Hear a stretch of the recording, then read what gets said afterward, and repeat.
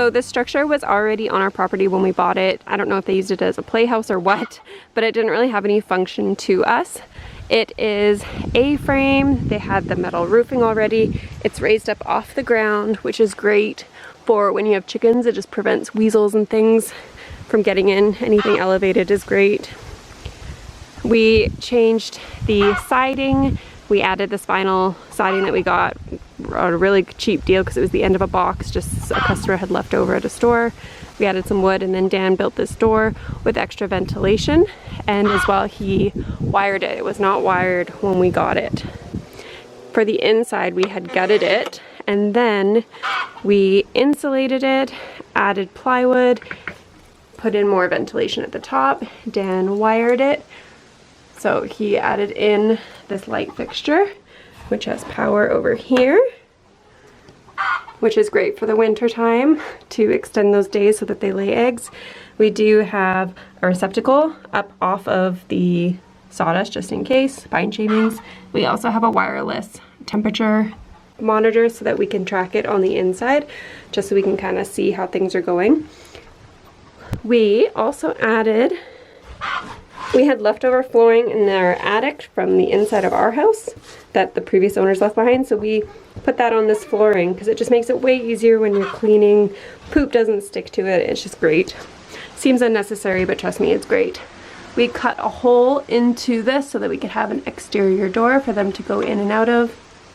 We added a poop board, which keeps it way cleaner, especially in the winter months when they spend so much time in here. They have more room to be able to kind of walk around and scratch and stuff. We have our roosting bars that we just did 2x4s for support. It fits in the wall wonderfully. We have about 20 chickens and they fit comfortably on there. It's great for winter time because they keep each other warm by huddling together on their roosts. We built this nesting box, which we got the plans off of Etsy, I believe it was. You can have more nesting boxes, especially, you know, for 20 chickens, but there's always a competition for which box they get, and you could have 10 nesting boxes and they might only use 2 no matter what. So we have these 3. They use all 3 of them, and I already collected the eggs for today, but they use all 3 of them. Usually we have straw, but we ran out, so we're just using old hay, but they seem to be fine with it, but I prefer straw. And that is it. They come in, they go, because we do have a fully protected run outside. So they come and go, and they seem to like it.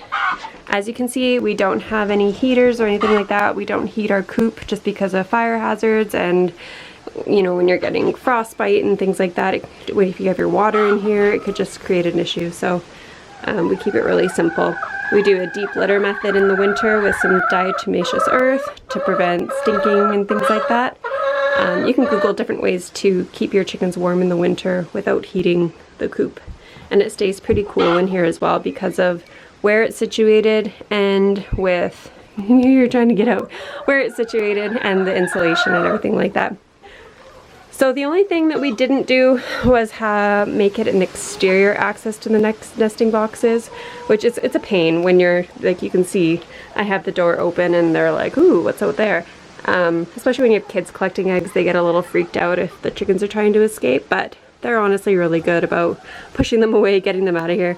We just didn't want to cut out too much of the frame and then, you know, have more access points for the cold and things like that. So we just kept it simple using the space that we have inside. So for the run, again, we got these plans off Etsy, I believe it was, all the way around the outskirts of the run. We dug down, we stuck hardware cloth out to prevent foxes from digging in, and then we covered it back up. It would have been nice to add like a little bit more effort with like edging and rocks, but honestly, we were just so tired by the end of it. This is good for now. So there's mesh about this far out, you can see the line, and it's dug down a bit. So we kind of got rid of all the access points for any digging animals. Same with here, there's a concrete block here. So this is a 16-foot run. We initially built it for 10 chickens, and then chicken math took over, so we actually have 20 chickens now. Harlow, no thank you. So we usually keep this in our power shed over there, but it's just here for now because we were tired of going back and forth. Our water bucket to refill the water. So we go in.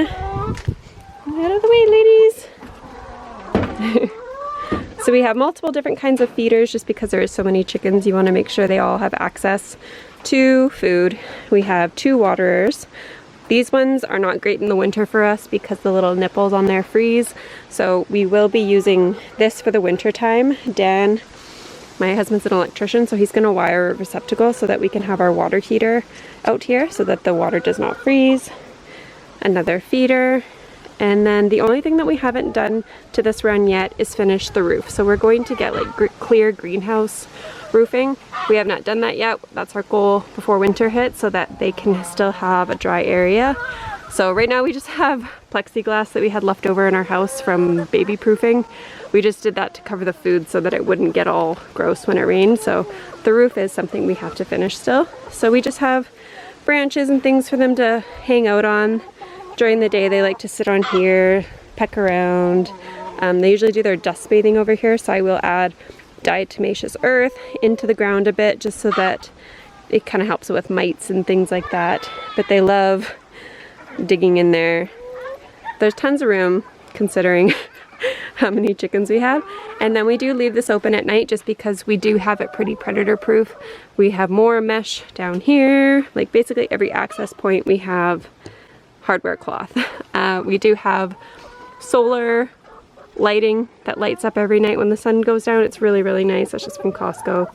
It was a really nice touch. Same with the light on the front of the coop. It turns on at nighttime. So this coop is so close to our house. We can literally see it from the girls' bedrooms. It's just so nice to be able to look out and see our chickens, quickly run out to grab eggs. We're more likely to grab them before they freeze in the winter because it's closer, because that can be such a pain. So for all the different feeders, you're like, wow, that's a lot. So like I said, we do that so that all the chickens have access, but this one's food. This one is oyster shells for extra calcium.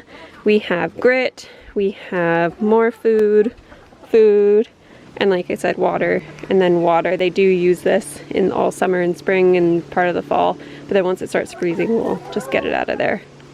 Then they have more room to cruise around. Here is the back side. So like I said, we have mesh going all the way around. Gets a little wild back here. We did put the mesh back here, but we didn't bury it just because it's literally a jungle back here. This is the back of our property that we, like our property line's right here. So we just don't even use that area. And then when we do have our roof, the snow should go off that way, not have too much of a heavy load on top of it, but we will see. This will be our first winter with this coop. So we'll see how the water does outside. We like to keep the water and food outside of the coop, even in the winter time, just because having it on the inside can create moisture, and then moisture with freezing temperatures creates frostbite on their combs. So we are going to try to do it out here and see how well it does, because we get to like minus 50 Celsius. So it gets really cold here, but I'm hoping they'll thrive. They do have some trees for wind barrier and shade in the summer. We shall see how they do in the winter. So yeah, that is our coop. We're very happy with it. Like I said, I wish we had nesting boxes on the outside, maybe in the future, but for now, we like how it is, and it just helps with the winter time. So hopefully you enjoyed it.